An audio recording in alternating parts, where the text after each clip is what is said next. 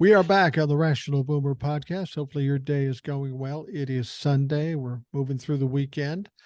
Had a guest yesterday, Dan. I want to thank him for spending some time with us yesterday. And we have another guest today, somebody you're more familiar with. His name is Eric. He's from Iowa. He's been on a number of times. He writes a lot of emails. Got to be honest, I talk to you more than I talk to my brother, it would seem. But I'm good with that because you and I are of a like mind, and it's always interesting to hear your insights on what's going on today. So, Eric, welcome. Well, thanks for having me again. I'm glad to be back, and we sure got a lot to talk about, don't we? Yeah, we do have a lot to talk about. Let's start out with because this is going on now, and it's going to hit another peak next week. The Letitia James lawsuit against Donald Trump, his kids, his company, Weisselberg, and some other folks. This is kind of moving a little faster than I think they expected. I think they thought it was going to be another month or so, but it may end up quicker than that. And we know that the two sons testified, but we also know that Donald Trump Sr. is going to testify Monday. This is getting to be a little messy up there in New York.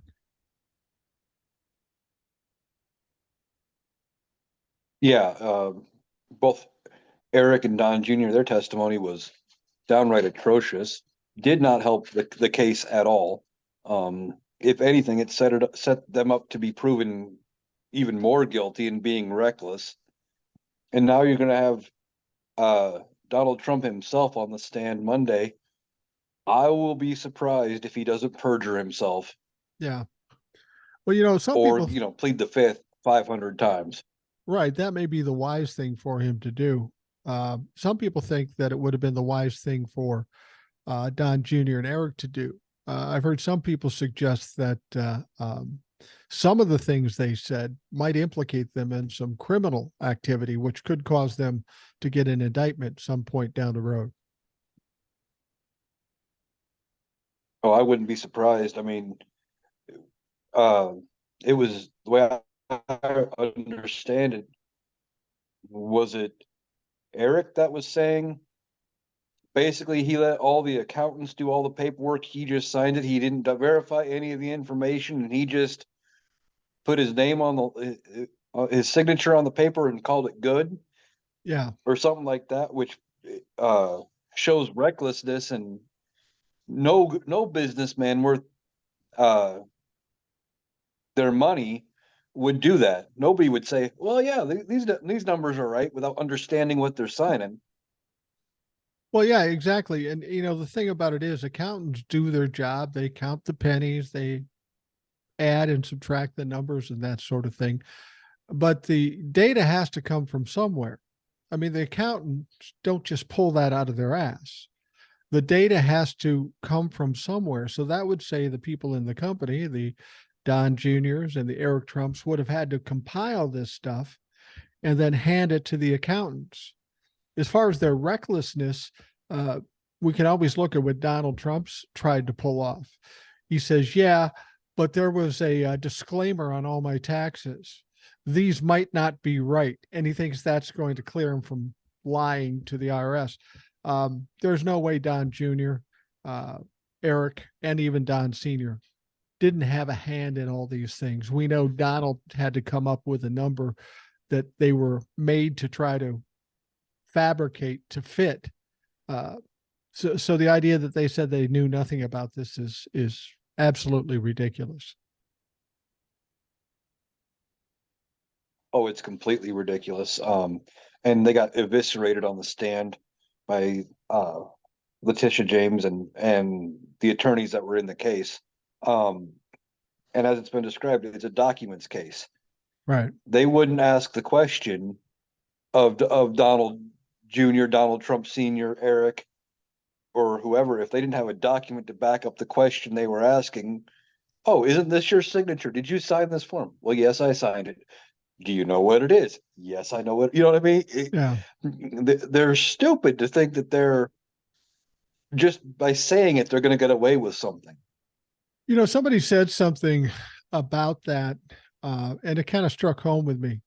It's hard for us to imagine, but they said that they acted like the idea of anything uh, legal or illegal or any kind of restrictions into what they do, it seemed totally foreign to them. I mean, they were brought up in a world where people just did what they wanted, whether it was legal or not legal, and they were never held accountable because daddy held the purse strings and kept the government and kept the law enforcement people away. I don't think Don Jr. and Eric even understand accountability at all when it comes to business, and they think they can do virtually anything and they're fine. Oh, I would believe that 100%. Like you said, Don Senior has made it so that they could get away with this, forever, basically. They just did whatever they wanted and they were making money, and they weren't necessarily even making money doing actual business. Right, He said Donald says he's a good businessman, but all of his companies go bankrupt, and the only one that makes a buck is him. right, exactly. Well, did you hear what he wants to do now? He's addressing the education system. And if when he gets to Oh be God. president, he wants to fine or take away money from all these colleges that are stealing money from people, and we'll get billions and billions of dollars. And then I'll start another institution, college institution, and everybody will be able to go there for free. If this doesn't sound like an inane wild fucking grift, I don't know what does. I don't know who would actually say, "Hey, that's a good idea, Don." It's it, it sounds like a second version of his Trump university that was already proven to be a fraud. Yeah, yeah, exactly.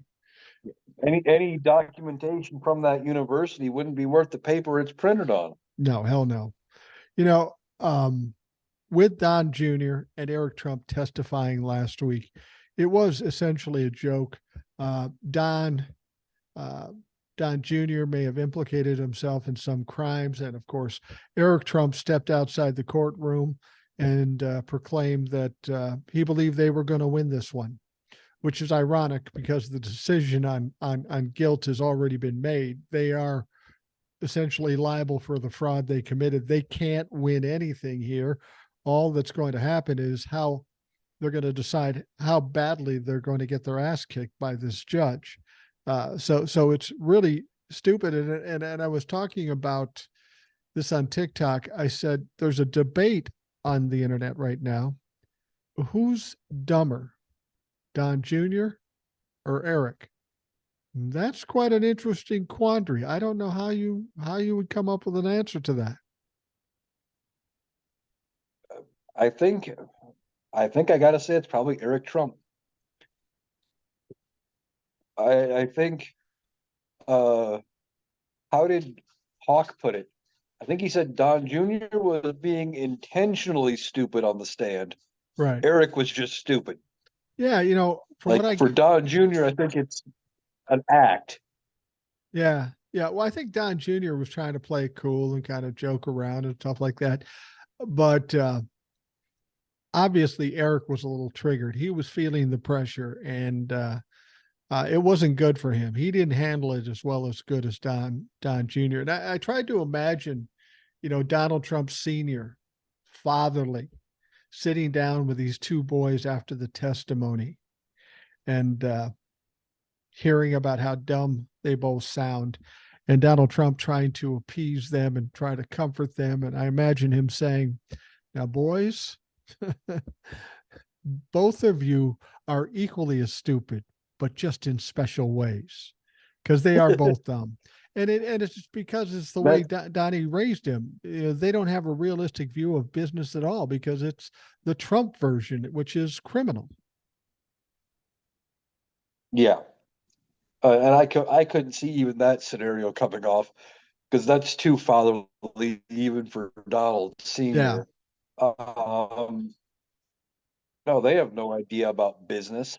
They To them, running a business is just milking money from people. yeah, yeah, It's not about exactly. providing a service or you know selling a product or owning real estate or doing whatever. that's secondary. It's, Right.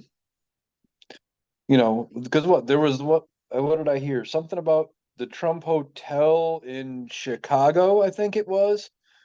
They got a license from the state to bring water from the river in to their hotel to use it for cooling and put it back in the river a few degrees warmer after however that worked.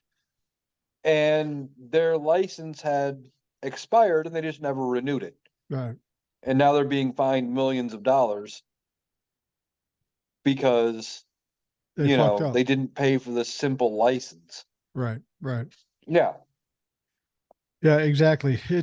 So Donald Trump's going to testify tomorrow. This is airing Sunday, so he's going to testify tomorrow. I'm not sure what time he's going to be on the stand. But when you look at the times that he showed up at this trial, every time he sits there and the evidence gets thrown in his face, he just gets more and more unhinged. Even though he's got a gag order, he'll go out and talk shit about the judge and the clerk. And now the lawyers are talking about the clerk. It's just getting away from him here. It's like they have no bearing on what's going on. They're out of control, both Donald Trump and the lawyers. Oh yeah. Why the lawyers are attacking the clerk. These lawyers have been in and out of courtrooms. They know it's standard practice, especially in a bench trial, for the judge to talk to his clerk. Right. That happens in almost the few times I've been in a courtroom for anything, I've seen it happen. It's an everyday occurrence. There's nothing sinister here. And the lawyers are probably listening to Donnie and saying, make a big deal out of this because this shouldn't be happening because he's got no clue. Right. Well, and that's the thing about it is people are asking why are the lawyers now talking about the clerk? Because he has a gag order and he might get in trouble if he talks about the clerk. So he goes to the lawyers and say, I want you to do this. I want you to bring this up. And for whatever reason, the lawyers, knowing better, knowing it's going to get them in trouble, they still do it. I don't understand what kind of control Donald Trump has over these lawyers. They presumably got their money up front, so that can't be it. Why do they bend to this guy and embarrass themselves every fucking time? I wish I knew. I was thinking just the other day, how many lawyers is it now that have either given up their law license, are disbarred, or will probably be disbarred, all on behalf of Donald Trump? And I think Well, we're up to almost 10 or 12 right, and then there are some at that have least. just been fined. Fined 10,000, 100,000, Yeah. $1 million. There's a lot of people just fine. I don't know what the draw is, but it's not just the lawyers. It seems like the people in his cabinet. It seems like the people in Congress. They all have this loyalty to a guy who has no loyalty and is an absolute imbecile. That's that's not going to go well. You're not going to end up doing well when it's all said and done. And most of these people are smart enough to see that. Yeah, I don't understand what they think they're doing, what they think they're going to accomplish doing this. Um, in the end, he's going to leave them high and dry. Yeah. Well, he's not going to have any choice. He won't have any The money, sitting, property, or power. right, like the sitting members of Congress that are just waiting for their indictments from Jack Smith. I mean, end of the day, they traded all. They're going to trade away their position in Congress for a chance at this guy having been able to stay in power, and didn't even get that right. Not only their position in Congress, but their life. I mean, these fuckers could go to jail. It's funny when I watch TikTok, I keep hearing people saying this. I've heard them say this for the last couple of weeks. Oh, Jack Smith's got some sealed documents in DC. They're coming for the members of Congress. And every time I see that, I look for that story. Where is that story coming from? Never find a source. I don't know if it's hopeful thinking. I mean, I think the superseding indictments are going to come. I think sitting members of Congress are going to get indicted. But we got people so anxious. They're spewing this stuff as if it's real, and we have no verification of that at all. Yeah, I haven't seen anything to confirm it's happening. I believe it's going to happen. Oh, I do too. I just don't know when. Yeah. I don't have an idea as to when, except for maybe after the January 6th case in DC wraps up, because I think, if I'm understanding Jack Smith's moves correctly, he wants to keep that first indictment just Donald Trump until it's wrapped up to make that as simple of a case as possible. And also, if I'm understanding it correctly, if he brings out a superseding indictment and any of the charges, if Donald's charged with those as well, then that secondary defendant, whoever it is, gets wrapped into Donald Trump's case for the whole shebang. Well, and there could I be might be off on that, but I think no, that's the way that works. no, I think you're right. In fact, I think, in the superseding indictments, there's likely to be more indictments for Donald Trump. Now, Probably. when I was in business, I learned a lesson. Say I'm going to sell somebody a truckload of something, right? And I got the deal done and they're going to buy it. And then my source says, we got 2 more truckloads. Maybe they want to buy the 2 truckloads in addition to the 1 truckload. You never ever go, once you've got a deal verbally committed on, you never go back to them and say, I got 2 more, because now they got to start thinking. Get the deal done, get the money, and then worry about the extra deals. And I think Jack Smith is kind of looking at it like this. We've got to keep the focus on this. This trial with Donald Trump is absolutely crucial. We've got to get it done before the 2024 election. And I don't want anything messing it up to confuse this shit. Because really, if they're going to indict sitting members of Congress, it doesn't matter if they do it tomorrow or 6 months from now, because it isn't time sensitive. Uh, it's not as time sensitive. The only thing is, any of those sitting members of Congress, if they're especially in the House and running for re-election, Yeah, true. I mean, the idea would be to get them out before the election, before the primary, season. Um, but I honestly thought you'd hear something now that we know Mark Meadows has immunity. I thought you'd hear something about sitting members of Congress or superseding indictments or something already. I was kind of surprised that another announcement in that case hasn't come forward yet, other than the immunity deal. It would be interesting if he held off the superseding indictments for, I mean, theoretically, they could hold off the superseding indictments till like October 31st or November 1, just before the elections. So you get the full impact of those people being indicted, being up for election at the same time. Because once the trial starts, it gets all heated and then it fades for a while. And you really don't know anything until there's a result. But if you hit them with the indictments just before the election in 2024, that might have a damaging effect on those sitting members of Congress in the House, particularly. He could hold them off that far, except I know there's a DOJ policy or memo or something. And again, it's not a law because what's his name? Comey didn't follow it, but it's supposed to be like 60 days before an election. They don't announce Oh, good any new point. indictments, charges, investigations. That's true. But still, you go 60 days before the election, you're talking, what would that be? Middle of or early September, end Right. of August? You're still talking maximum coverage. That's still going to be fresh enough in people's minds that they are aware about it. And it's too late for Republicans to switch out the person on the ballot. Right. It's too late for that. And they wouldn't even be going to trial. If you did it early September, they wouldn't be on trial yet in early November. So they just kind of be wallowing in the No. indictments and the fucking around before it. The Going back to the lawsuit, I've said this before, and I'll see what you think.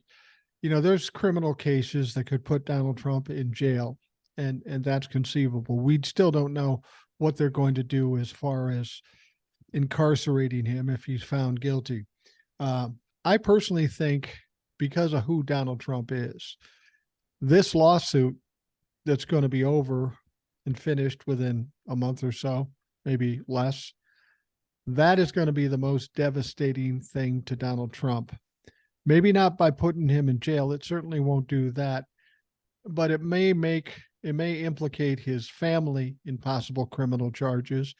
And once you take away all his money, his power, his prestige, his properties, and he's just a shell of his once of what he once was, this is going to be devastating to Donald Trump's psyche, and it's going to be devastating for him trying to do anything, especially running for president. That's why I think this case, and I'm so excited about it because it's going to be over soon, and it may do the most damage to date that Donald Trump has ever experienced.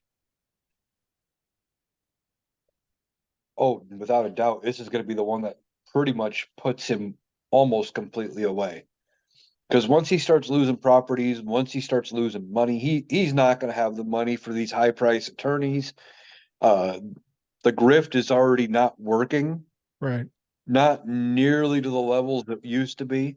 I think even the Trumplefucks, the hardcore ones, are looking at it going, well, we've been giving you money for 3 years to prove you were right. You should be in office. And what has our money gotten you? Nothing. I think they're broke. They don't have it to give. And when he doesn't have any money and he's not a billionaire and with all that status, they're gonna they may end up thinking about him as nothing more than one of them, Right. They'll and they step away don't from like him. that. No, no. I get the impression with Yeah. Donald Trump, the way he does business, it reminds me of a pro athlete, young guy, gets into being a pro athlete, makes hundreds of millions of dollars, uh, spends like crazy, as if that money's going to continually come for the rest of his life. He doesn't plan for the time when he gets injured and he's no longer collecting money. And then he says, what happened? That's how Donald Trump is. He thinks this money that he's grifting is going to go on forever, that people are going to continually give him money. But he's losing support right now every day. He still has the base coming, but they have limited funds too. We're not talking about uh, people with a lot of money, and the people with the big money, they're pulling away from Donald Trump. So he's going to be bled dry, and he's going to have no way to get more money. And that's the thing that's going to bring him down, I think, for 2024. Oh, definitely. There's going to come a point when he's not going to be able to raise and put together a war chest for campaigning, and I think that's been going on now for a while. Um, it's just going to come. There's just going to have to come a point when somebody in his campaign is going to have to sit him down and say, "Look, Donald, you are broke. You can't afford to run for president anymore. You're no better off than Mike Pence was. You need to stop." And he's going to have to suspend his campaign. Do So you he'll honestly find some way to BS his way around it. do you honestly believe Donald Trump's going to listen to anybody about anything? No, he'll go down. He'll fall off the side of the cliff before he admits that he's wrong. He just won't do it. I could see him potentially stepping out of the race and trying to use it as a last ditch grift. And of course blaming Joe Biden, blaming everybody else before that. See, they're stifling me. I can't even run. They made it so I can't even have any money to run for president. I would do such a good job as your president, but I can't get any money thanks to the crooked politicians. Right. Well, the So thing, write me, and he'll just keep write me in or whatever. And he'll try to make it a grassroots effort or something, but he won't do the ads. He won't do the rallies because he can't afford it. And he'll well, try to keep the grift going though as long as he can.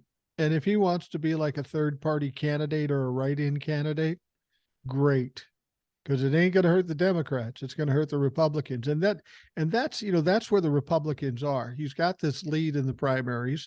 Republicans don't want him as the nominee. They want to be rid of him as much as we want to be rid of him. But if he isn't the nominee and he's still somehow able to run, and he goes like third party or just independent or whatever, he's going to fuck over the Republicans at a time when they're going to lose anyway. So Mhm. maybe it doesn't matter to them. Well, I think it does matter to him. I don't think the Republican Party as a whole has seen or accepted the fact that they're going to lose this upcoming election. You don't think they Um, understand that yet? no, I don't think they do. I think they still have bought into their own hype and their own bullshit, and they haven't seen the writing on the wall. If they did, they would be backing away from some of the stuff they're doing. You would think so, but they're also afraid of Donald Trump and the MAGA fucks too. They keep bending their. I mean, they're caught in a catch-22. They're damned if they do and damned if they don't. But I hope you're correct that they don't realize that they're going to get hit with a blue wave in 2024. Because the only thing I love more than seeing a Republican get hammered is when they get hammered and blindsided at the same time. That's just so much more entertaining. Oh, it's very entertaining. I mean, I don't see, we only realistically have to flip 5 seats in the House, Mm-hmm. 6 seats or something, not even that, to maintain control or regain control of the House. We've got a lot of work to do in the Senate, but they're not doing anything No, to make them themselves more palatable. Hell, what did I see just a little bit before we came on? Something about, is it Mississippi? right. I think it was Mississippi with the governor's race. Polling currently has it as a coin flip, with the Democrats slightly leading. You Yeah, know, we could flip Mississippi. That would be huge, realistically, and that might be the beginning signs that the upcoming uh elections, this upcoming week where state elections are decided, if they start losing some of their strongholds in the state houses and stuff, then they might start finally seeing the writing on the wall. it's going to be a little late for that. Now, the guy down in Mississippi, the governor down there, he's a dipshit. He's a anti-vaxxer, all this stuff. His name is Tate. I don't know what his last name is. Tate, whatever the fuck, Tate Bubba, whatever. But he's got another issue. It sounds like he handed out some no bid contracts to buddies of his to the total tune of $1.5 billion. So he's got a little heat with his credibility going on down there. Oh, so I didn't know about that, but holy shit. Yeah, 1.5 billion in no bid contracts. Yeah, even supposedly fiscally minded conservatives have to look at that and go, wait a minute, we don't like that. you You want to hear some? know, You want to hear some yeah, happy news? sure. There's a mayor down in Alabama. Don't know. I don't remember his name, but it's just some shitty little town. But he's a typical Bubba. In fact, they call him Bubba. You know, a typical Southern redneck, uh, Trump humping piece of shit. You know, he doesn't like LGBTQ and all this stuff. Well, they just found him after committing suicide. And you know why he committed suicide? Apparently, somebody found out a secret of him that on the internet, even though Bubba is a manly man who is a mayor of a small, shitty little town in Alabama, on the internet, he's a he's a curvy cross-dresser, as they say. And there's pictures of him, this big, dumpy looking piece of shit with makeup and the wig and hands on hips and apparently somebody found out and instead of owning up to it, he just put a gun to his head and said, fuck it. So we've got that good news to work with. I mean, I shouldn't be celebrating because yes, he did take his own life, but that's just funny That's because it never seems to fail. The loudest voices against the LGBTQ community are some of their biggest members it's true. And that and brings us most closeted members. and that brings us to the Speaker of the House, Mr. Mike Johnson. Now, here's a guy that's adamantly against the LGBTQ, claims to be a religious guy and all that. You just look at him, you know there's something there. And now there's all kinds of rumors about uh, male escorts in Louisiana that have stories, and he didn't adopt a 14-year-old boy when he was single and 25. There's a lot of weird shit about this guy. He's got no bank accounts. I don't know what's going on with this guy, but he's not going to last. Something's going to happen and it's going to No, come out and he's going to be so embarrassed. no, he's got the same problem Donald Trump had with the presidency. He fell ass backwards into it Right. and just, I bet you when he said he was going to try to get the speakership, I bet you he said he'll do it just because, he didn't expect to get it. And he thought, okay, I'll try it because we can't get anybody anyway, give him I'll do this for a day or two and give him a little more time to get a good candidate together. The next thing you know, bada bing, bada boom, he's the speaker, and he's like, "What the hell just happened?" I think you're right. And it is almost exactly what happened to Donald Trump. Donald Trump never imagined he would be president. Then all of a sudden, it looked like he got some traction. And that's where the one thing that brings down every man, too much ego. They go, oh shit, I could win. Okay, I'm all in on this now. Now, Mike Johnson would have been fine in his little representative seat in Louisiana. Nobody knew who the fuck he was. He could do whatever he wants. But now when they bring him to this platform, like they did Donald Trump, now they've got scrutiny from the entire world. And that puts a lot more pressure on them than what they were used to.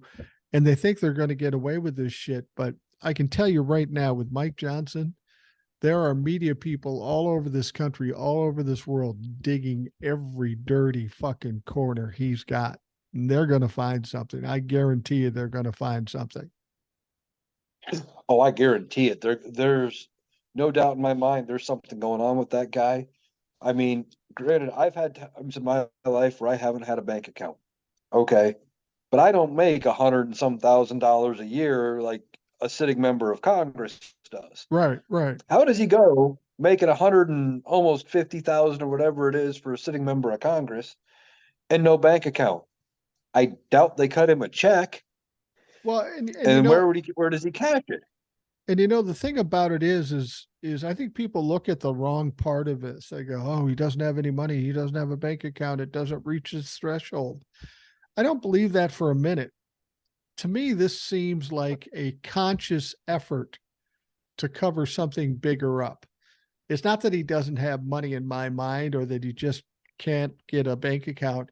It's that he does have bank accounts, but he's done it in such a way where it doesn't show up where we can find it. And that tells me there's something a little suspicious going on there. Oh, That's where I think the you're problem is.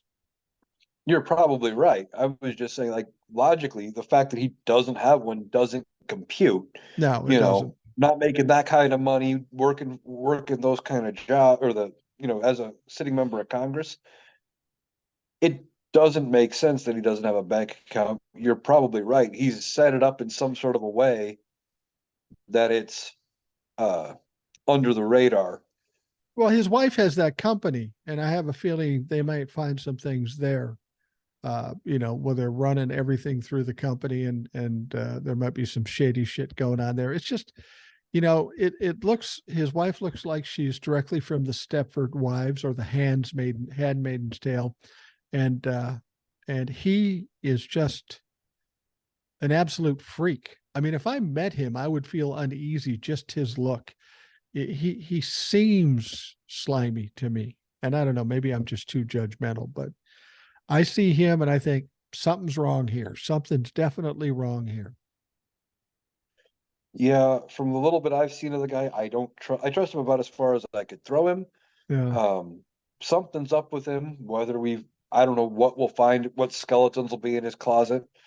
Um, it'll, it may shock us, but given everything else we know about modern Republicans, probably not. It's probably just gonna be more of the same, where they're morally bankrupt. So we're at 11:15 or 11:05, November 5th today. We've got to either get a continuing resolution or the budget resolved in 12 days. They haven't even started working on it. They're worried about impeachments and all this other bullshit. Do you think with Michael Johnson as the Speaker of the House, do you think they'll be able to get something done to keep the government open in 12 days? I think they're, and I'm probably being way too hopeful. I think they're going to get something done, whether it's a 14-day continuing resolution, a month continuing resolution, a week, or something. I don't think there's going to be a shutdown because I think the Republicans learned in this latest speaker fight, they were taking it on the chin, Right. and their entire messaging of, well, it's the Democrats, it's the Democrats, was falling at their feet. It wasn't going anywhere. I think they're still a little shaken by that, I do too. and I think they're going to get something done to get on it. Um, and it might not be anything beyond first of the year or whatever. I don't see a year-long budget. I don't see kicking it out past the next election. But I think they're going to do something. But then if they haven't removed it, um, I think they're also going to end up probably right back where they started with needing to look for a new speaker. Well, yeah, you make a good point there. The thing about it is if they're going to even do a continuing resolution, the Speaker of the House is going to have to go into negotiations with Joe Biden. And that's not a fair fight. This guy's been in politics since 2016. Joe Biden's been in politics for 50 years. He turned Kevin McCarthy inside out. He'll turn this fucker inside out. And the moment he comes to some agreement after feeling the pressure of not shutting down the country, the moment he does that, MAGA's going to be in his shit. And he is more MAGA than Kevin McCarthy. So this is going to be interesting. He's in a tight spot here. He wants to appeal to his buddies, but he ain't getting nowhere if he does that. The problem is, like I think I said in one of my emails, and I think you mentioned it too. Um, if they shut down the government, MAG is happy. Moderate Republicans will vote to oust him. Right. Democrats will side with it. They'll be like, sure, why not? We can't do anything anyway. We need to get a deal done. Yeah, you're out the door. If he doesn't shut down the government, MAGA Republicans are going to say, hey, let's oust him because he didn't shut down the government. Democrats are going to say, you're a piece of shit. You're out the door. Right. So no matter which way he goes here, he can only lose 5 members of his caucus because the Democrats are going to all side against him. Right. Right. He's up against a rock and a hard place. The only thing he could hope for is to get a deal done, and at least if nothing else, go out the door of being the speaker, having kept the government open and funded. At least then it looks a little better for him and maybe re-election chances. Right. Right. Well, the thing about it is that we heard about the Republicans complaining about the Democrats not helping them out with getting a speaker in the House, and they recently passed a bill in the House, and I'm sure Mike Johnson is hanging his hat on this as well as the Republicans. It was the funding for Israel offset by a cut to the IRS, which really makes no sense. If you're in this country and you're worried about money, the one source of income in this country is the IRS. So why you would cut the funding to the IRS? It's like putting a cork in the spring water coming into your home. It's fucking stupid, and they should know that. But they wanted to show they're fiscally responsible. Ultimately, it would cost us more money. So they want to just do Israel, and it passes in the House, but there's no way it passes in the Senate, and no way Joe Biden's going to sign it. So again, we're wasting a lot of time for nothing at this point, because this is just posturing. This is just posing. And this is the essence of what the Republicans have done for the last year. Oh, very much so. The only thing I don't know about the cuts to the IRS is when they were supposed to take place. Right. If they were down the road cuts, because I know some Democrats voted in favor of this bill. And I know the funding for the IRS that was approved before was like 10 years worth Right. that they were objecting to. If those 14 point whatever billion or whatever it was, whatever the figure was, if those cuts were coming from years 8 and 9, I could see Democrats getting on board. Okay, sure, but because we can get the aid package done, we retake the majority, reauthorize the funding, no loss, no harm, no foul. but there's another issue to this funding thing. This funding also had nothing for the Palestinian people, which they wanted to do. There was no money for Ukraine. And the Speaker of the House, I watched him say this. He says, "Well, I'm thinking we deal with the Israel first, and then we'll deal with Ukraine." Well, we know you fuckers don't want to support Ukraine. We know you love Vladimir Putin. It's so typical of the Republicans saying, "Okay, you just give us this, and then we'll give you that later." And then they pull the rug out from you. They do it every fucking time, and I'm glad nobody fell for that bullshit. Yeah, I agree. They don't like to keep their promises. If they kept their promises like what we negotiated on the debt ceiling, we wouldn't be having this argument over Yeah. funding the government. We had a deal. We had a deal. Kevin McCarthy cut the deal, and then when it came down to it, he backed out of it because he's and that's part of the reason why he's not Speaker of the House. Had he stuck with that deal, some Democrats probably would have voted for him, and he'd still be Speaker. Oh, probably. What I bet you what Kevin McCarthy's thinking now is that they should have just passed that funding deal at the same time Yeah, and passed it right then and just got it done with and over to what he agreed to, and it would have been he might have faced this fight then. They might have voted to oust him. But if he would have held up his end of the deal, had already funded the government past this, deadline that we're facing now for another year or whatever the length of time they had negotiated, Democrats would have backed him. It right. would have been like 8 votes, 10 votes, 15 votes from MAGA, and they would have spanked MAGA, put him in the corner, and Kevin McCarthy could have gone about his day. Yeah, yeah, and we could have some kind of productivity in the House for the next year. But that's what I don't understand is why people like Kevin McCarthy and other Republicans in the House and just constituents, why they continue to stick with MAGA, because MAGA has done nothing but lose from the 2022 midterms to now. They just keep losing, and these people that should be brighter than that just stand with them and take their beating. It makes no fucking sense. No, it makes no sense at all.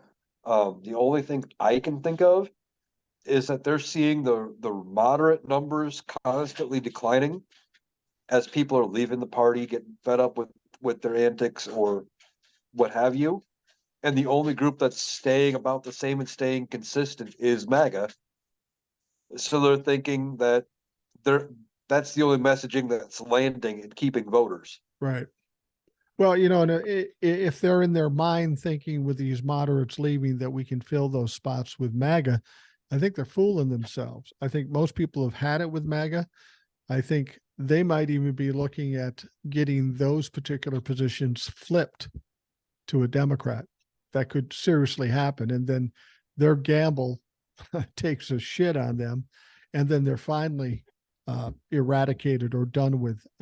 They should have stepped away from MAGA a long time ago, and they Oh, they should didn't. have they should have stepped away from MAGA 5, 10 years ago. I mean, this whole MAGA movement, and even before MAGA, it was the Tea Party Right. movement. They should have stepped away from it and put it in its place the moment it started, and never let it get a major hold in their party. Well, and the problem with it is Donald Trump was kind of a phenomena. He comes in not expecting to be president, but the media jumps on board. All of a sudden, he gets credibility. There's this noise about him, and people just jump on board thinking this is going to be an easy trip. We're going to get to do whatever we want, and then of course they hit the brick wall. And now it's like it's too late. They've waited too long. They can't step away from it either for their own pride, or they just got no place to go because the stink is too thick on them. Yeah, exactly. I mean, he was an anomaly. They they weren't expecting him to go anywhere. No, And I was thinking about this the other day. As much as it was Hillary was a bad candidate and the media was to blame for pumping Donald Trump, and as much as I thought Barack Obama was a good president, I don't think he held up to the promises that were um, everyone was expecting No, I with the don't Barack either. Obama presidency. Because his big campaign message was always change. Right. And Well, it didn't seem like it was a drastic enough change at all. and the thing about it is you gotta cut Obama a little slack. Um, that's one of my complaints about Obama. He had all kinds of possibilities. He was a good, decent man. He did a decent job as president, but he didn't get enough done. Part of that may be Obama's fault, but a large part of it falls on the fact that for those 8 years he was in office, the Republicans did nothing but trying to obstruct and destroy everything he did. So whatever Obama uh, created, the first thing that would be done is the Republicans trying to destroy it. So it's a little harder to be productive if you've got somebody working against you all the time. Oh, very much so. But at one point, and I realized it was only like 2 months of his presidency, he had 60 votes in the Senate. Good point. Yeah. They could have overrun a filibuster, done. Um, they could have Codified gotten Roe, rid of the filibuster, codified Roe v. Wade. codified Roe. They could have done a lot, but and it's not just Barack Obama's fault. The Democratic Party as a whole Oh yeah. clings to that tradition, and as we're finding out, when they go low, we go high doesn't always work. It never works. Sometimes, like you say, you got to get down in the mud with them and bop them in the nose. Right. I've never stopped a bully by trying to reason with them. It's never happened. And it's the same with the Republicans. You've got to give them some of what they're used to and what they can understand. And sometimes that's the only way they're ever going to stop. Yeah, and I think we needed to get down with them, change the rules. Um, we needed to do more, especially right after Barack Obama got elected, and Mitch McConnell comes out and says, "I'm going to do everything in my power to make him a one-term president." Right. Democrats should have started playing dirty pool. They should have. Should have been just as dirty, gotten as much done, and they could have guaranteed us control of all three branches of Congress, for 20 years if they would have, Yeah. maybe if they would have done everything differently. But we still got what we got done. Um, and then Donald Trump comes into the picture, and people were disillusioned with the Democratic Party. They just weren't. Uh, they were lost with this idea of change. It wasn't the change they were expecting, and I think Hillary Clinton seemed to be more of the same. And that's Right. what they were expecting. Well, the public was tired of the establishment politics, and Hillary Clinton was the absolute illustration of establishment politics. Donald Trump was the opposite of establishment politics, but they didn't know anything about him, so they just fucking rolled the dice, and they rolled snake eyes, unfortunately. Right, exactly. And Donald Trump, for good or bad, showed this country why, to some extent, we need establishment politics. We need somebody who knows how to play the game. I tell you what, Eric, we're going to take a quick break and then we'll get back. We got a lot more stuff to talk about. So hang on with us here. We'll be right back after this.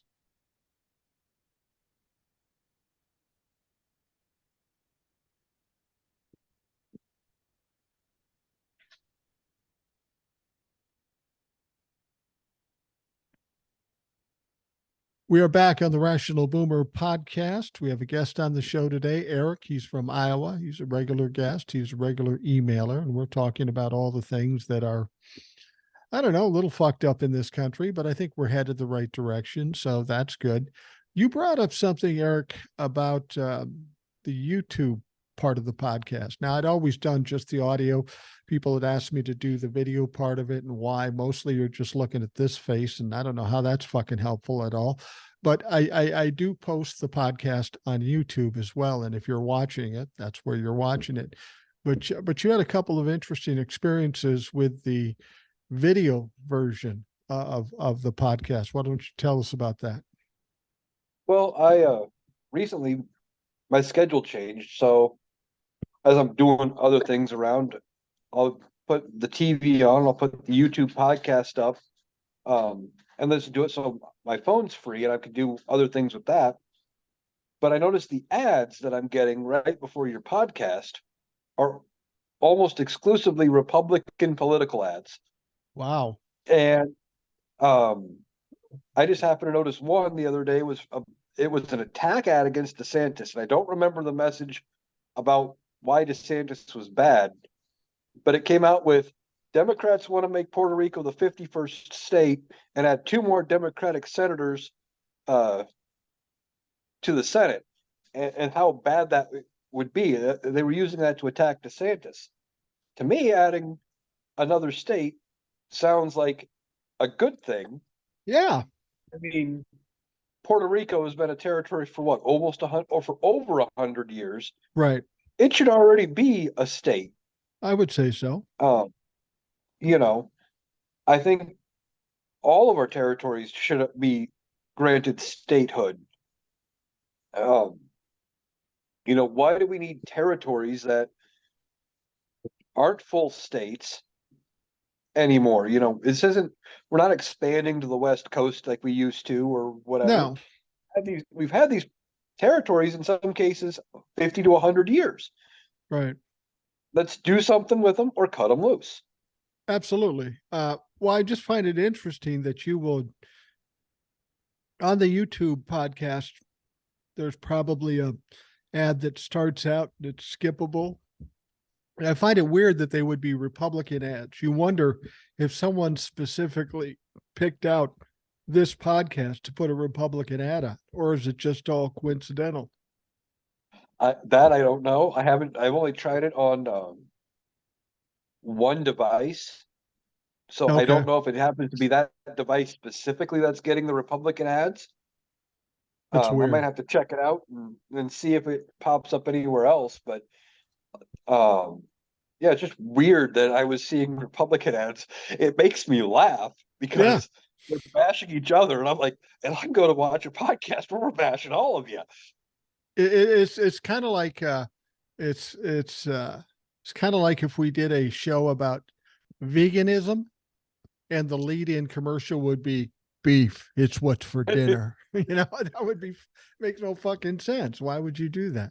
But Exactly. if there are Republicans going on out there saying, I want to get on that platform and teach those Democrats a lesson, I'm going to sponsor the Rational Boomer podcast.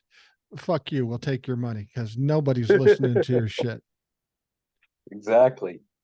I mean, they got to know you're against everything they stand for. You would think so. But you know what's funny? I did a live recently and then I turned it into a podcast too because I'm fucking lazy. But I will get a lot of trolls on the lives.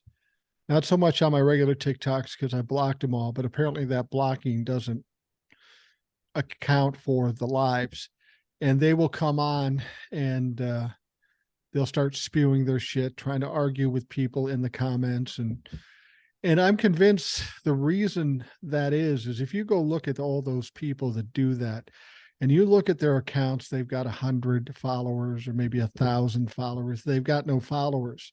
They've got a big mouth. They've got things to say, but they don't have a platform. So they'll go on platforms that do have crowds or bigger crowds and that might even think differently than them.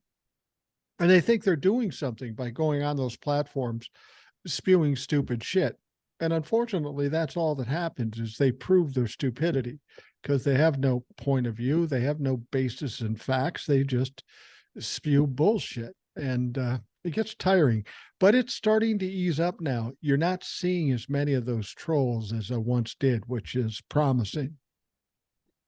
Yeah, I've noticed that. I can't think of her name. There's a gal who does she reads Truth Social posts on her page. Oh, Um, okay. I can't think of what her name is, Yeah, talk about But chasing Oz. no, it wasn't Chasing Oz. Um, I can't think of her name. Mishi, I think. Okay. Uh, she but she goes on and she reads a lot of Donald Trump posts and is just laughing and making fun of them, but pointed out that a lot of the people sharing a lot of the same things, it's only really getting shared by like 5 or 6 people. And it's the same posts getting bounced back and forth between 5 and 6 Hmm. accounts. And then the followers, like the Trumplafucks, are commenting like crazy on these things, Right. but there's really not that many people making new content. No, no, not at all. That's one thing I've noticed in the last year or so. I think we are seeing some rewards from our efforts over the last couple of years. We are starting to see the support for MAGA starting to diminish, or that, or they're just too tired to come out like when they first started. There's still people that are absolutely rabid for Donald Trump, but they are far less than what we once saw. I mean, you go back a year ago, and you would see swarms of Trumplafucks take down big creators like all the time, like daily. And you don't see that anymore. It's like it's kind of like Trump's rallies or the potential protest in front of his indictments. They expect a big crowd, but they're always disappointed because nobody shows. Well, I think part of it, at least with like taking down the creators, there for a bit they were succeeding. Mm-hmm. Look, They I were. mean, look at Hawk. Yeah. Hawk was on like one of his accounts I'm following right now is his seventh account, Right. but he said in one of his posts he's up to like 15 Right. because he's gotten taken down that many times. A few others have gotten taken down, but a lot of them have gotten their original accounts put back and won their appeals after getting banned. And I think these Trumplefucks are just getting discouraged that nothing they're doing is working anymore. Right. I think They're you're not right. able to silence us. They're I not have able to bully and push around because we're pushing back just as hard, if not worse. And they're getting embarrassed by a lot of these creators. I know you block them and you don't interact with them very much, but you got Hawk, Legal Dad to some extent makes him look foolish. Tom Powell Jr., a few of the others, they all put these guys in their comments on blast, basically. Look at how dumb this fucker is. And I think they're embarrassed. No, I do. I think if you embarrass them, and that's why when we're in the lives, we just say don't talk to them. But I will tell you this: almost all those guys, those big creators, have multiple accounts. I will tell you this: on TikTok, I've never been taken down. I've had videos taken down temporarily until I appealed them, but I've never been taken down, and I've only had one account on TikTok.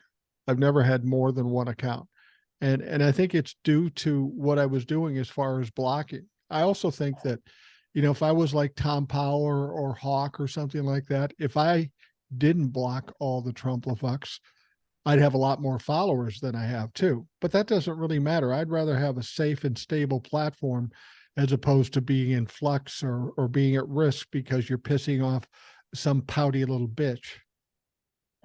Well, that, and I noticed you, unlike some of them, and I'm not going to call anybody out because I do like some of their responses, because in some cases it's very informative when they come back against some of these Trumplafucks with facts of no, this is where you're wrong, this is how this procedure, whatever actually works. Um, I like some of the information, but you don't engage with them at all. You just block them and move on, Right. and you don't milk them for content. No, no. A lot of people do that. And I understand why they do that. Occasionally, I will answer questions, um, but that's just asking for more chance of getting videos taken down. Oh, he bullied me. He bullied me. Another thing to consider too is um, as far as the other creators that get taken down all the time, and I don't get taken down. Part of it is um, blocking all the Trumplafucks, but it could be that I'm just a sweeter guy. We'll go with that. Yeah, we'll go with that. I don't think there's any risk of me being too sweet about this. But my point is I think when we see what's on TV, we see what's on the social networkings and such, and the platforms. I see Democrats and people of a like mind making some headway. We're headed the right direction. All this work and all this time going after these situations, we're seeing some fruits from the labor. We're seeing it working. And we're not there yet, but at least we're going the right way. Oh, definitely. I mean, uh, we're getting the message out, whether it's we're pushing them back just under their rocks, whether we're convincing some of them that, you know, to actually see reason and logic, whether they're getting there on their own. Like there was a TikTok I saw quite a while back. I can't remember the guy, but he had been a radio host or a radio personality. It was around the time Rudy Giuliani admitted in his defamation case that it was all bullshit. Right. He just had an epiphany mid broadcast. He's like, I gave him money. I've supported it, but he said it was bullshit. What the hell's going on? You know, like it clicked. Right. And I think as we're starting to see these cases progress, you've had uh, 4 people in Georgia, a little over 25% of, or 20 to 25% of the defendants in that case have pled guilty. Right. We've got thousands of convictions now against J6 people. You got Meadows with immunity. I think the more people that flip, they're starting to realize it can't be nothing but a conspiracy like they were led to believe. I would just say this: as much as these people might be getting epiphanies now because people are getting flipped or they're getting prosecuted and convicted and such, if they just had a shred of critical thinking capabilities, it shouldn't have taken these things to get them to realize that this is fucked up, that this is a conspiracy theory. You knew, I knew, everybody listening to this podcast knew, but for some reason, they didn't know until they got this epiphany. I really believe that these people will believe anything that says what they want it to say. They're not willing to listen to anything that's opposite of what they want to say. So they just convince themselves that it can't be true. I think that's part of it. And there's also a little bit, I think we talked about it once before, but it's a little bit of confirmation bias, especially around the election. You take some of the deep South states, you get some of these rural folks, they drive an hour in any direction and they see nothing but Trump merchandise everywhere they go. True. Flags, hats, banners, yard signs, bumper stickers, you name it. Trump's everywhere you go within an hour, 2 hours, 3 hours of it's all they saw. Well, how could Trump lose? Because look, everybody supports him. Everybody I see supports him.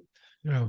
And they took that little snapshot of their worldview and projected it across the entire nation.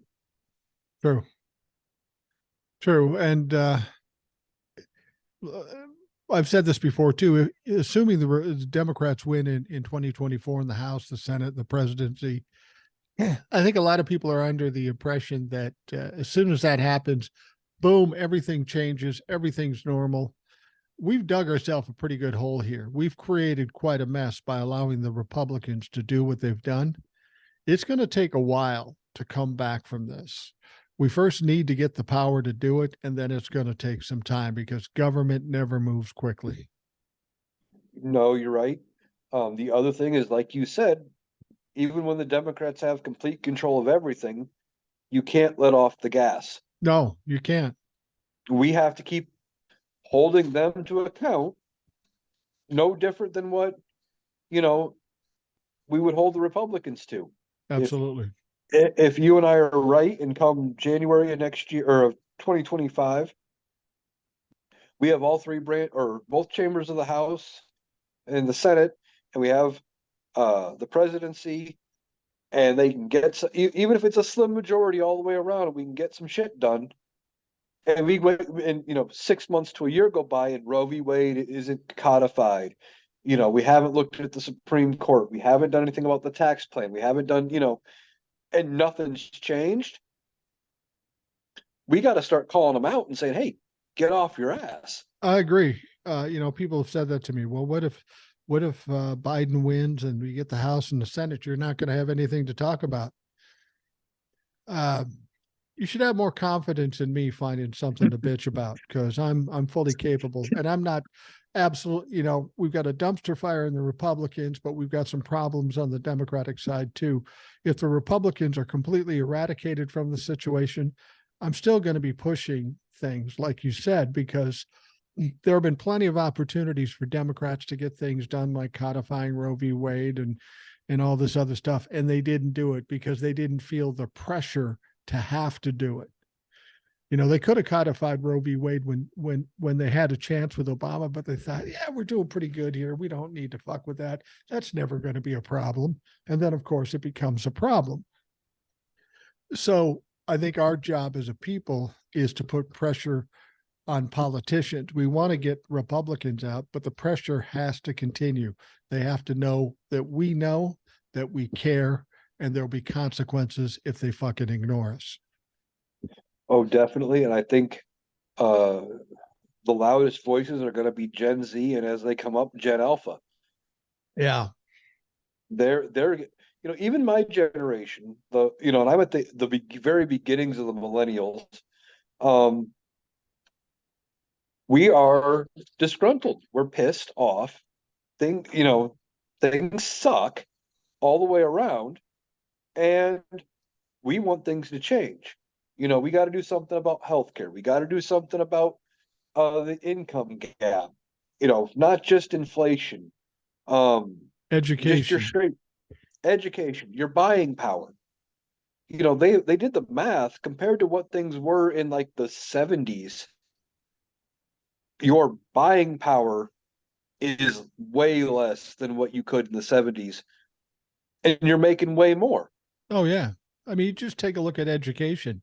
Uh, yeah, we made less in the 70s, but the difference between our wage of the 70s and now, and the comparison of education, college educations in the 70s and now, it's fucking not even close. It's not even close. Our wages didn't fall in line with the raising of the cost of education or medical, for that matter. So every year we are unable to afford it. Even it's unaffordable even more every year. We're going backwards. We're not staying steady, and we're not getting any ground gain. So that's what's got to change. We've got to make sure that everything stays in line so people can afford simple fucking education or simple fucking medical care. Oh, definitely. I mean, it's ridiculous right now. And it's the time of year when a lot of businesses are in their open enrollment period where Right. you can get your insurance. And I have recently found myself uh, sort of switching jobs and looking at coverage for, a new employer basically, or from a different employer Right. um, than the one that previously covered me. And it's like, holy cow, just the level of change in insurance policies from one employer to the next, and in cost, and in, just in my lifetime that I've seen, it's ridiculous. How is it that other nations can figure out how to do universal health care and have it not cost an arm and a leg, and it never has to worry about paying for a prescription or going to the doctor, and we can't seem to figure it out? Right. Well, we can figure it out. The problem is that big pharma and the medical lobby and stuff stuffs money in the pockets of Congress, and they obstruct us from getting what is possible. If Canada can do it, if Mexico can do it, if all these other places can do it, of course America can do it. It's not a matter of if we can do it, it's the people stopping us from doing it because it's going to take money out of their pocket. Therein lies the problem. And that's what we have to fix. That's why we have to be tougher and keep in these people's faces, whether they be Democrat or Republican. Oh, definitely. I mean, the cost of prescriptions and doctor's visits and everything is so ridiculous. Um, I mentioned on the podcast before, my dad went through some stuff with kidney stones end of last year, first part of this year. And we talked about universal health coverage, and first thing out of his mouth is the typical Republican talking point. Well, they say in Canada, when you got to go to the doctor and you need to make an appointment, you got to wait 6 to 8 weeks to go see the doctor. As he's telling me that the specialist appointment he just made that day is about 8 to 10 weeks out. Right. Right. Exactly. Like you just told me your next appointment with the specialist that you just got off the phone with today is 8 to 10 weeks out, and it's going to cost you an arm and a leg.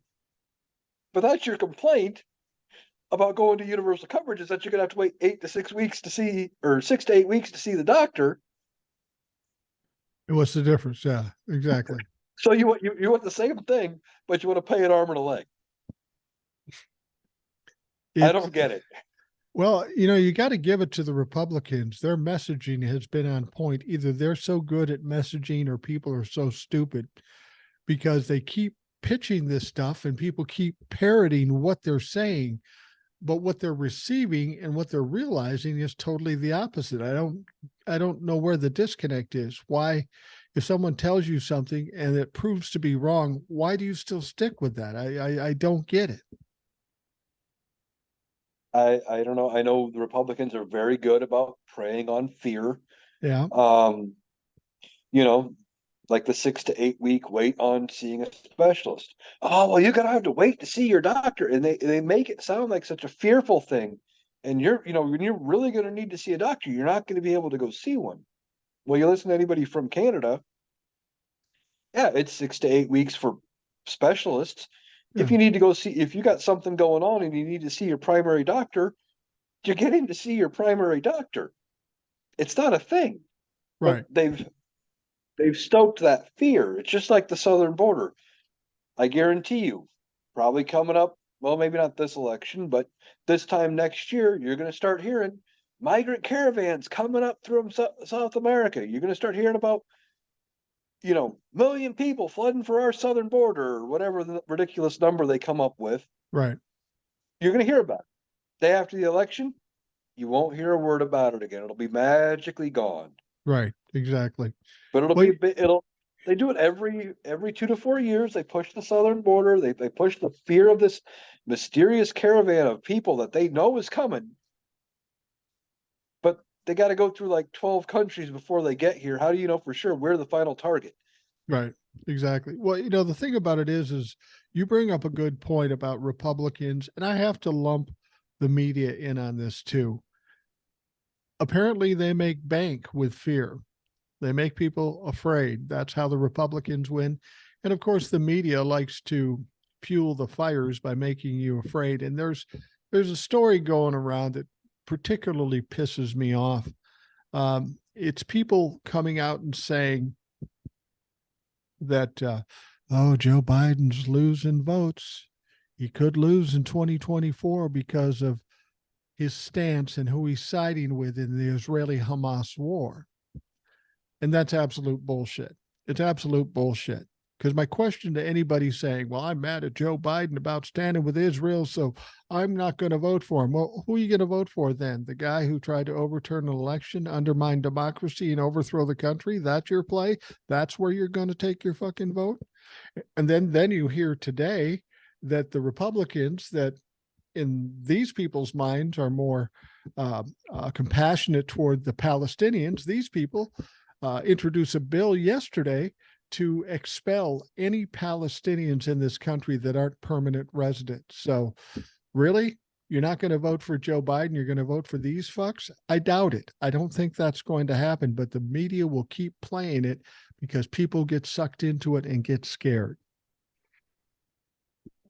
Definitely. I will tell you, at least in the people I talk to on a daily basis, and that I've had conversations surrounding politics about any of this with, since the start of the Israel Hamas war, not one person has said they're not voting for Joe Biden because of his stance on it. I've heard them say they wish they'd do more. I've heard things like that. But nobody I've talked to personally has said they're not going to vote for Joe Biden. Well, and here's the interesting thing. I've kind of stayed away about talking about any opinions about the Israeli Hamas war, mainly because I don't have an opinion on it. This conflict has been going on since I've been born. There's wars here and there all the time. I'm 63 years old. It's been going on well before I was born. I just don't feel like we have a dog in this fight. We stand with Israel for one reason. They are an ally. As an ally, that's kind of our responsibility. That's the president's responsibility. Like it or not, that's what we do. We stand with our allies. People want to talk about the atrocities going on by the Israelis or Hamas. There's atrocities going on all over this world every fucking day that nobody even mentions. So, yes, I don't like the atrocities, but at some point you got to focus on those things you can control. Clearly, we have no control in the Middle East because it's been going on and on and on. Nobody has an answer for it. But we've got 1 million people who died from COVID. We've got women getting their constitutional rights taken away from them. We had a risk of a coup. I think we got enough to focus on and to have opinions on than worrying about the Middle East. I mean, don't get me wrong. I am worried about the Middle East, but we got to fix ourselves before we can do much good for anybody else other than giving the standard, money funding to help our friends out. But I think people get too caught up in this, and they should be focusing on the things that are important to us. Oh, I think I do kind of agree with you on that. I mean, this conflict has been going on the way I understand it for centuries. Right. Because Israel wasn't Essentially. always a country. I mean, it was a historical country, then it wasn't, then it was, then it wasn't, then it was, they've been bouncing back and forth. And then after the atrocities of World War II, the United States and our allies stepped in and said, okay, we are going to create the nation of Israel. And we basically carved up the area and gave the Jewish people Israel and Right. made that country. It was like So do we have to 47. step in? Something like that, yeah. But it was a direct result of all the atrocities of World War II. Absolutely. Now, I think that's why we need to be involved, is because we're partially to blame because we stepped in and we created this country. Without our assistance, there wouldn't be a country of Israel. But I think we need to help both sides. As much as we might want to side with our ally, I think it was Legal Dad who said, why are we sending warships? Why aren't we sending medical ships? Right. Right. That's a good point. Let's send the medical ship in, treat the wounded from both sides, and actually lend and give aid to both sides and help the civilians that are caught in the middle. Not every civilian in Palestine is Hamas. Right. A lot of them are just going about day to day trying to live their lives. Right. Same with there's a Israelis. bunch of people in Israel that they have nothing to do with the government. They just want to live their life. But the simple fact that they are there makes them a target from Hamas. And I don't know. I don't have an answer for how do you end this situation. Now, I wouldn't bring this up on TikTok because it's too volatile, and then we'd have a shit show for no apparent reason. But I'm going to suppose something and see what you think about this. I think the problem in Israel, the Israeli Hamas fight, is there isn't two sides. There's four sides. There's the government of Israel. There's Hamas, which is a terrorist organization. And then you got the civilians that just minding their own business on the Israeli side and on the Palestinian side. And those people who have no fight with anybody are caught in between. They're caught in the crossfire of the bombs and the tanks and all this stuff. And that's the problem. These people are being abused because these bigger entities have, territorial or egotistical disagreements with the other side. I mean, I would love nothing more than seeing Israel wipe Hamas off the planet. They are despicable. Hamas is despicable. They are a terrorist organization. but not at the cost of wiping off the face of the earth a bunch of innocent civilians. That's the quandary they have. Very much so. And we've dealt with these situations now for quite a while. And you always run into it because when you're dealing with a terrorist organization, you're fighting an idea for the most Yeah. part. Yeah. And you're not, but it's not like you're going in and you're fighting one country versus another. And, you're not going to go in with easily identifiable military targets where you can keep the fighting contained to just the targets. Like you said, there's civilians being caught on both sides of this conflict because you can't tell. And they also, and Hamas is just spread out in the middle of cities over there. The way I understand it, they might try to take out one building in the middle of the city, but the bomb level's 4. Right. You got 3 other buildings that got destroyed just because they happen to be on the same block as the target you were going after. And I don't know what the answer is here. No, I don't either. And it's not it's similar to the Vietnam thing. We had the North Vietnamese regime who was trying to take over the South. And then we have America comes in and they're fighting against the Viet Cong.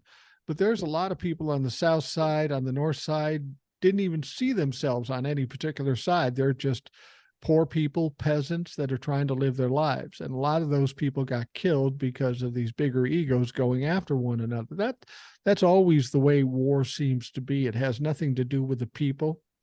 It has to do with territory, money, and greed.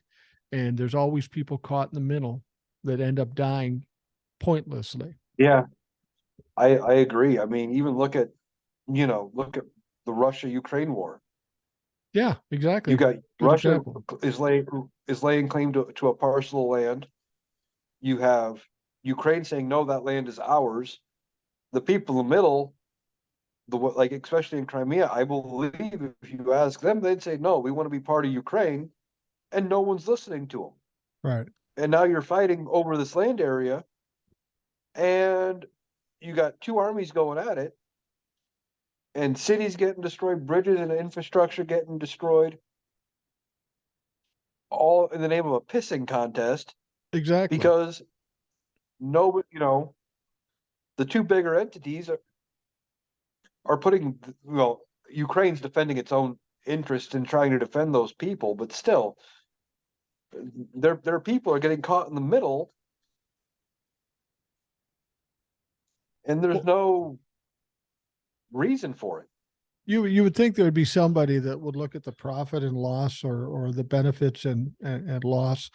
Um, you want a parcel of land. You think you have it. The other people think they have it. So the cost of that is destroying the complete infrastructure of that area and maybe other areas, and 10,000 people dead. Somehow, when you look at it like that, that property, that land, that strip, whatever, isn't isn't worth what you're having to pay for it, except for the fact that you have governments and you have terrorist organizations don't give a fuck about those people. They're just collateral damage. That's just a given. They're going to die, but what the hell? They're just bugs as far as they're concerned. And that's where the problem lies. You've got a lot of people that have no power. They aren't protected, even by their own government, and they're just laid to waste for because of the greed of some bigger entities. And that's what's frustrating about this. Most wars aren't necessary.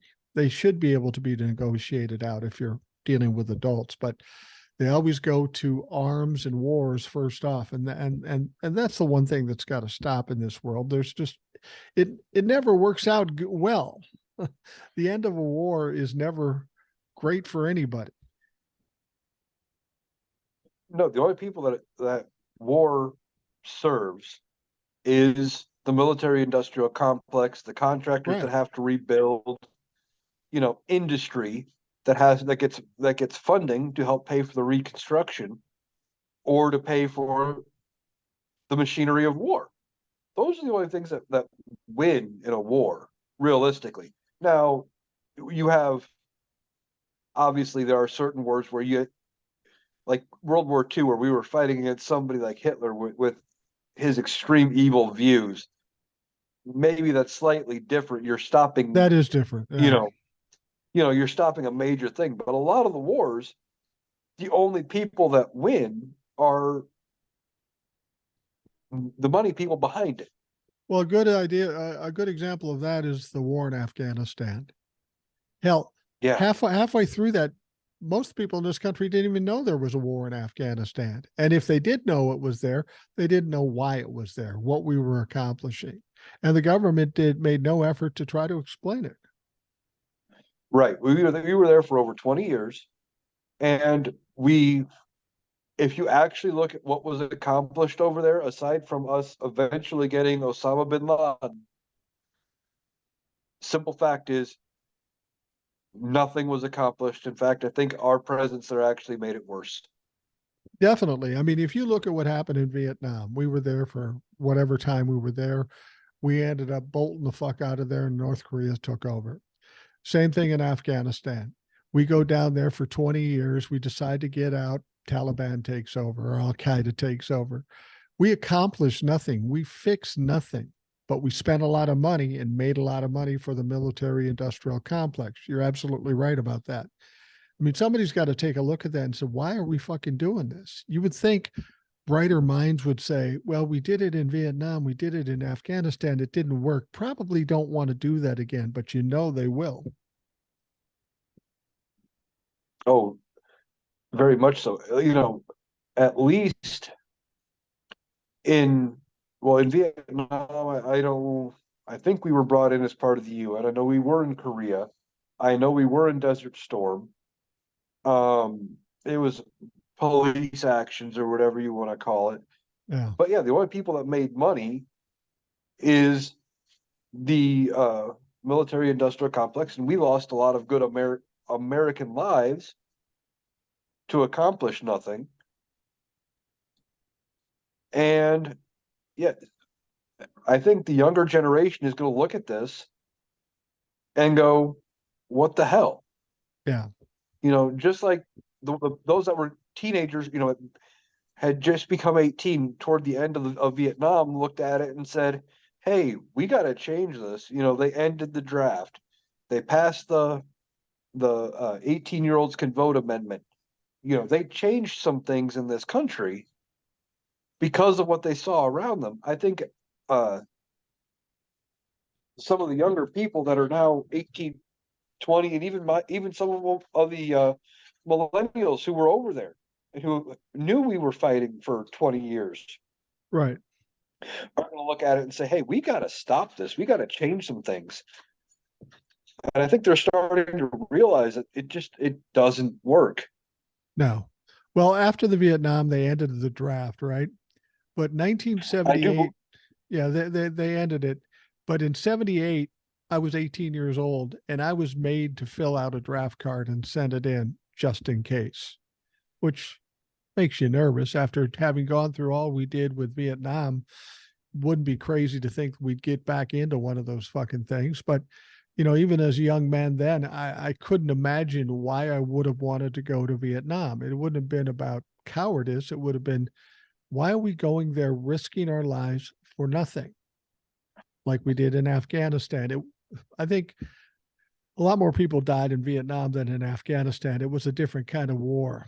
But, when my kids were young, I thought, Jesus Christ, if some stupid war starts up and they want to draft my kids, I don't know what I'm going to do with that.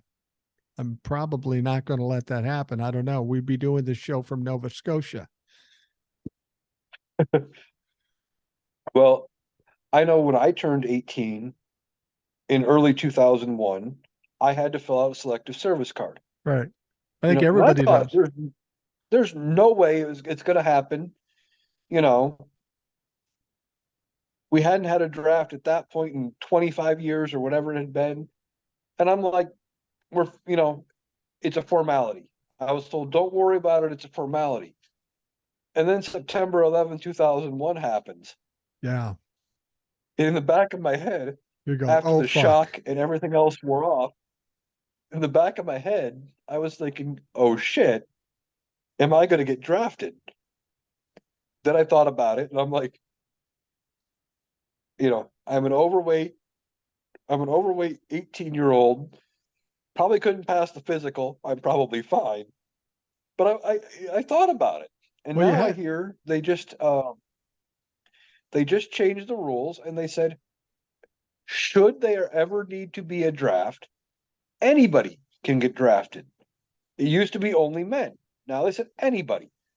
And I don't know if you've seen the videos, people are losing their minds. yeah, They're never going to draft my daughter. I'll do this, I'll do that before they let them draft my daughter. And then I see some of the girls on TikTok posting things like, you think you're going to draft me and we're going to just sit back and take you yelling at me and screaming at me? I ain't doing anything without a yes, without a please and a thank you and some courtesy. I'm like and I'm you, just laughing and I'm going, you're out of your mind.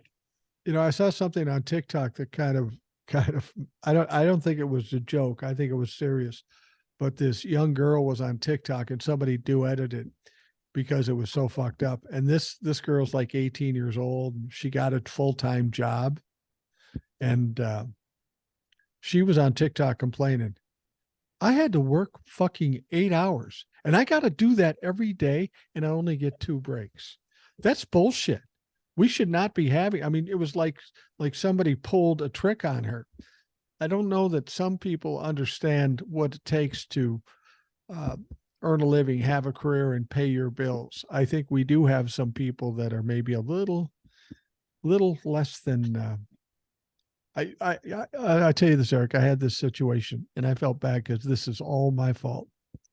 When my youngest son went out, and he got an apartment, he called me up one day and he goes, I got this bill, says I owe him $50. I don't understand it at all. I go, what does it say? And it said XL, which is electric here. Okay. I said, well, that's your electric bill. He said, you got to pay for electric. He really had no idea. And that's on me because I should have taught him that. But I think kids today have a little different sense.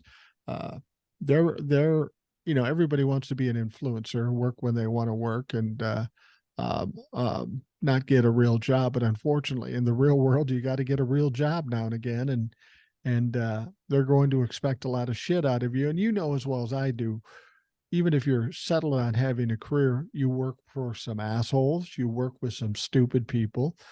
Life isn't always perfect when you're in your career mode, and you just got to fucking deal with it. Oh, definitely. I mean, you work a 9 to 5 or whatever to whatever job. Yeah, you go in, you do it 5 days, 6 days, 7 days a week. Um, but what I think is I think these younger people, on top of realizing how much time, effort, and energy you're putting into it and how much it sucks, I think at the end of the day, they're also looking at it, they're seeing their paycheck and going, what the hell? Yeah. My paycheck's barely covering any of my bills and everything's expensive. I'm working literally to have just enough money to afford to go back to work the next day. Right. And like I've got one coworker, he was telling me he's looking for a second job because he's tired. He's working full time, but tired of it's almost like down to the penny every single paycheck. Right. And he doesn't drive a fancy car, doesn't have, it's just paying his bills. And then I got another coworker who is early 20s, um, living at home, not paying rent. And he went out because he had the money and is now complaining because he can't actually afford it. He bought a newer car. I want to say it was 2023. His car payment is more than my mortgage. Yeah, I know. I know. I mean, I think the most I've ever paid for a car when I bought it new, where I financed it, was just under $300. My son bought a car and he goes, I'm buying this car. It's nothing fancy. And he says it's 550. He goes, does that sound bad? I go, I don't know what it costs to buy a car these days, but I couldn't have done it back when I was buying cars brand new and financing them. it is getting ridiculous. It's becoming harder and harder for people just to survive. I mean, I don't think anybody's asking a lot to have a career, have a job, and be able to buy a new car once, because you can use them for 10 years. But it's just, you can't do anything. You're renting an apartment in this town. I know my son's renting an apartment, a nice apartment, but it's $1,800 a month. That's more than I paid for my mortgage. It's fucking crazy. Yeah. The coworker I was talking about, he just with the car payment, and this is before insurance or anything, just his payment is like $925 a month. Wow. And to me, I'm like, dude, That's crazy. I don't pay that for my mortgage, house insurance, and taxes combined. Right.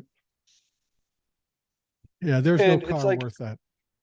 no, I mean, it's a nice looking car, but these, everything has gotten the cost of everything versus wages has gotten so out of whack, like we were talking about earlier. You can't afford anything. Right. And the thing about it is it's not just a problem for the people who can't afford anything.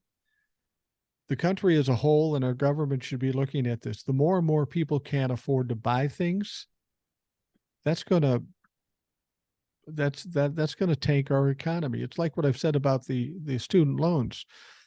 Old people will say, "Oh, I paid my student loans. You better pay your student loans." Okay, you got a kid that's got a $40,000 or $50,000 uh, debt for student loans, and even if he's paying it, even if he's staying up to date on it, the fact is, if you go in and try to qualify for a car, a nice car, or a mortgage, that debt is hanging over your head, and it's going to make it impossible for you to qualify. Even if you can pay the debt, they're going to say, well, you got $50,000 debt. We're not going to give you a mortgage. We're not going to give you a car loan because you can't afford it by virtue of, whatever their criteria is.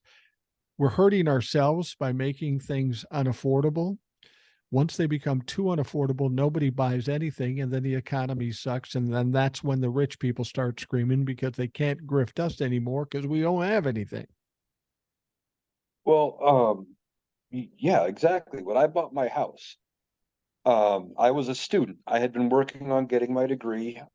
I, the company I worked for at the time, I thought I was going to need the degree to jump past a few positions to make my way ahead in that company. Things changed. I switched companies and there was a whole bunch of stuff to it, but I was working toward a degree at the time. All my loans were deferred, Mhm. but I went to go qualify for the mortgage. And they looked at my student loans, they looked at my income, and they go, well, we got to account for your student loan payments when they start because you're going to have to pay those. I'm like, but they're deferred. I've got, at the time, I think I had 2.5 years till I graduate. I'm like, it's going to be over 2.5, 3 years before I graduate, and then another 6 months before I make the payments, and I'll be making a better income to afford the payments. Well, Because you're going to we can't school. look on maybes. Yeah. We can't look at the maybes, but you got this debt out there. If you drop out of school today, 6 months those payments start, and then we give you the mortgage, and then you got to make the mortgage payment and the student loan payment. So we got to make sure be able to pay us too. And it's like, are you kidding me? And this is You all know, my about loans were all current; they were all well, deferred, and and this is I all hadn't about even gotten bill one yet. right. And the loan you're trying to get is secured with a house that's going to appreciate every year that you own it. It's not like they're going to lose their money. If they have to take the house, they're probably going to make a profit. Right. And it's like, but they looked at it and they said, no, you with your student loans, you don't, we got to count those payments against what we think you can afford. Right. And it's like, We holy cow, this is insanity. and this is the one thing the government has to look at. Um, they're quickly making it impossible for young people to be consumers. And without consumers, we don't have a fucking economy. And the rich Nope. people are fucked too because they got no place to get their money from. And if people aren't working or they don't have enough money, they're not paying as much taxes. That's why I've always said I don't understand how you don't think You would want the middle class to flourish. You want them making as much money as you can so they keep buying and paying more taxes. That way it's going to be easier for the rich people to grift these motherfuckers. But instead, they want to drain everything out of the middle class, and then there's nothing. The rich can't even grift anymore because the people they grift from don't have a fucking penny. Right. And I think part of that though is these politicians, they have their um all their donors for the most part are all wealthy people. Right. So they're like, well, we can keep donating to your reelection campaign and giving you money and this and that and giving you these perks like Harlan Crow does. And, but it only works if their taxes are low, so they have more money in their bank accounts to do those kind of things with. And there's the problem. The problem At is one time in this country, if I'm not mistaken, wasn't it under Eisenhower, the top 1% paid 97% tax rate or something like that? that's exactly right. And the last time the economy was really good was when Clinton was in office, and the tax rate for the wealthy was high too. I mean, they basically with Trump coming in, I think they dropped the tax rate for the wealthy by 50%, from like 40% down to 20% or something like that. Who, how smart do you have to be to know that that's going to fuck up the economy? Well, all that was literally Donald Trump pandering to his wealthy friends Right. and worrying about his own pocketbook. Yeah. It was all about his own pocketbook. Yeah, it Because was. everything he does is about how can I get out of paying more taxes and keep more of my money. That's all that tax cut was. Well, the joke was on him because he claimed to be a billionaire. It turns out he's not a billionaire. So maybe he couldn't save enough in taxes. So instead, he lied to get more money back on his taxes. I mean, he had to inflate the value of his properties and then had to deflate them. That's a funny thing about it is he always say, well, we underestimated the values of our place, thinking that's going to save him from the bank fraud and the insurance fraud. And while it will um, save, if they could convince him, and they can't because the evidence is there, but by him saying, I underestimated my properties, well, then we go to the other side and that becomes tax fraud because you told the IRS that your places were less valuable than they really were. So you could take a cut on taxes. He's he's grifted on both sides. And that's where the trouble is. No matter what he Right. says, he's wrong. Exactly. And he doesn't see it. But because of his narcissism and his need to be seen as rich and powerful, all he's focused on is the properties being worth at least what he says they're worth to make himself appear to be this big rich tycoon. And when he can't He justify, doesn't see the other side of it at all. no, he doesn't. He's oblivious, and he's going to get his throat cut because of it. But I just got a kick out of, he had a value for his place, and he had to have a rational reason why it was more valuable than what everybody else said. And so then he just says, well, we put the brand premium on there of 30 to 40%, which means I'm Trump, so everything I've got's more valuable. And some reason he doesn't realize that's not a thing. That's not legal. I mean, no, that in that regard, no, it's not. It's not a thing, nor is it legal. The way the brand premium sort of works would be like, oh, I'm renting out my rooms at Mar-a-Lago for the weekend or whatever, because it's a Trump property. I can charge, 30% more than any local hotel, and people will pay it. That's how the brand premium works. It works in day-to-day business. You can't just tack it on and say, well, because it's my company, it's worth, or my property, it's worth this in real time. Because the minute he goes to sell it, the minute he goes to sell it, it's not going to be a Trump property, and that value is going to be gone. Right. Exactly. Exactly. And at least if he uses the brand premium for rooms and such, people at least have the option to say, no, that's fucked up. I'm not doing it. But when you send it to the IRS, it's not an option. They're expected to believe it and treat him accordingly. It's his mind is so convoluted that he will implicate himself in one area while he's trying to get off the hook in the other area. I mean, he just can't get out of his way. He's stepping on his dick every time he turns around. I love the expression, but considering Eugene Carroll couldn't tell if it was his thumb or his member, I don't think it's big enough for him to step on. Yeah. But I bet Melania has. I bet Melania stepped on that motherfucker. Oh, yeah. Well, we're coming to the end of this, Eric, and I appreciate you taking the time out of your Saturday night, Sunday morning to talk. There's so many things to talk about, and it's always easy to talk to you, and you offer a great perspective and some insights, even though you're just a rural kid down in Iowa. it's a good contrast to see what you're seeing down in a red county, that's for sure. is Definitely a blue dot in a red county. Is the town you're living in pretty small? About 10,000. That's pretty small. I mean, comparatively. But yeah, I mean, compared to some of the surrounding towns, it's kind of big, but yeah, overall, it's a pretty small town. Okay. Well, anyway, it's nice to get your perspective and insights. It's always a pleasure to have you on the Rational Boomer podcast. Thank you for coming in. And of course, you'll be back whenever you have a mind to. Just email me. That's what I tell people. If people say, you didn't invite me, I don't invite anybody. You just say, Mike, I'm ready. I say, okay, let's do it. And that's what you did. And it works out fine that way.